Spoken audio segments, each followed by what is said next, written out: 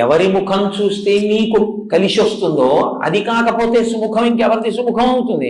ఇవాళ లేచి ఎవరి మొహం చూశాను అంటారు. కాబట్టి అలా చూడగలిగిన ముఖమేదో అది సుముఖం. కాబట్టి సుముఖ కాదు కాదు, ఇంకో అర్థం. ఒక్క వినాయకుడికి ఒక గమ్మత్తైనటువంటి అనుబంధం ఒకటి ఉంది లోకంలో. అందుకే వినాయకుడి మీద పెద్దలు ఎప్పుడైనా ప్రార్థన చేస్తే ఈ శ్లోకం చెప్తూ ఉంటారు.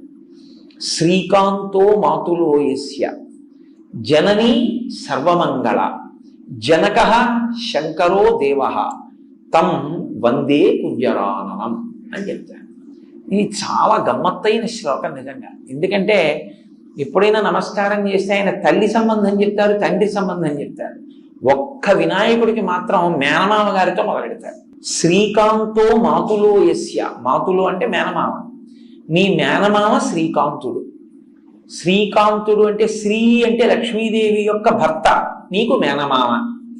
కాబట్టి ఇప్పుడు వినాయకుడికి మేనమామ అంటే వినాయకుడి యొక్క తల్లి పార్వతి, పార్వతి యొక్క సోదరుడు విష్ణువు. ఎక్కడుంది అలాగా? భాగవతంలో కృష్ణ పరమాత్మ ఇక్కడ వసుదేవుడికి జన్మించినప్పుడే అక్కడ యశోదానందులకు ఆవిడ యోగమాయగా జన్మించింది.